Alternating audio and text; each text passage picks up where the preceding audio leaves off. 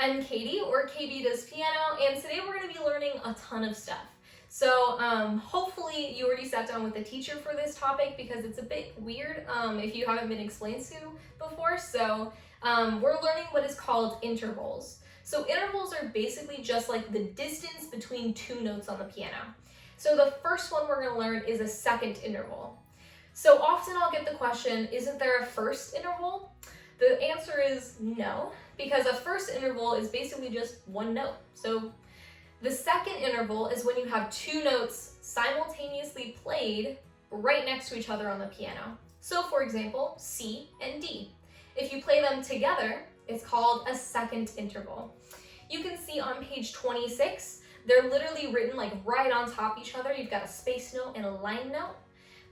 One thing to remember is that whenever we have an even interval, like a 2 or a 4 or a 6, it means that you're going to have two different types of notes. You're going to have a space note and a line note.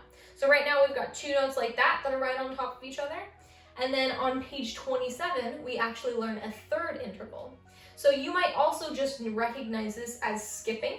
So a third interval is just like a line note and a line note, or a space note and a space note, right on top of each other. So they're a skip away on the piano, and when they're played together, we call it a third interval. Reading intervals basically just shortens your time on reading sheet music. So instead of having to read, oh, the bottom note's C, the top note's E, you just read, oh, it begins on C, and it's a third interval. So I would recommend that you try and practice to train your brain to do that instead of read every single note, because it shortens your sight reading time by a ton.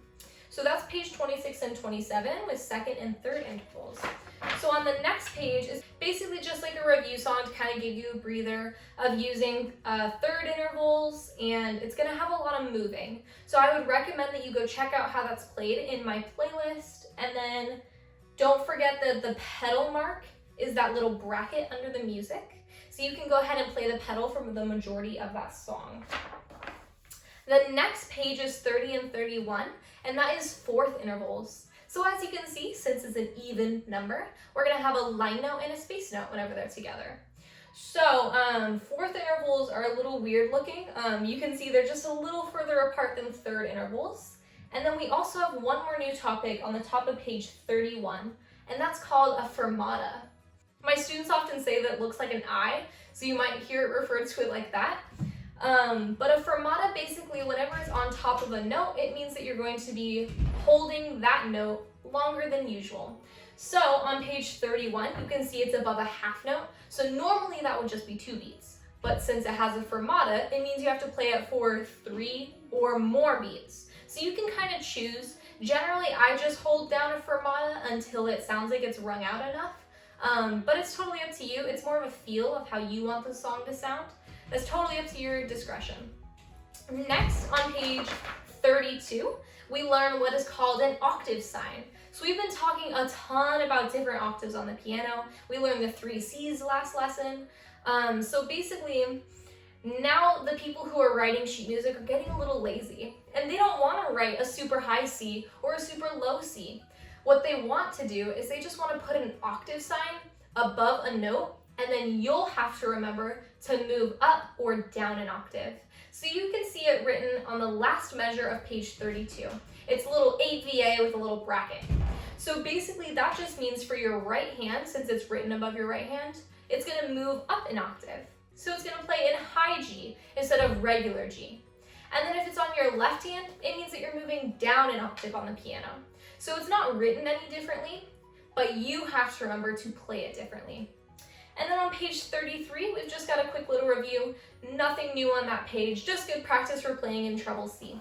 All right, the next topic we're going to learn is fifth intervals. So just like a third interval, a fifth interval is a space and a space, or it's a line and a line, and they're a skip apart from each other. So you'll see on page 34, you've got like a line note and a line note, but they have a little line in between them. So fifth intervals is basically always you're going to be your pinky and your thumb. So nothing else super complicated on that. So to recap, on page 35, they're going to be having you play second, third, fourth, and fifth intervals all in one song. So to recap, intervals are basically just how far apart two notes are on a piano. So you've got second, third, fourth, and fifth intervals. And then later on we'll learn 6 and 7, but you don't have to worry about that yet. And then we also learn fermata, which is the little I above a note. That basically just means hold the note longer than usual. And then we learned octave sign. For your right hand, it means move up an octave, and for your left hand, it means move down an octave. So that basically recaps everything in this lesson. I know it's a bit more complicated of a lesson, so I recommend you might want to split it up into 2 different weeks. Totally up to you though. Make sure you go check out my playlist of me playing through these songs for you guys so you can hear how they're supposed to sound.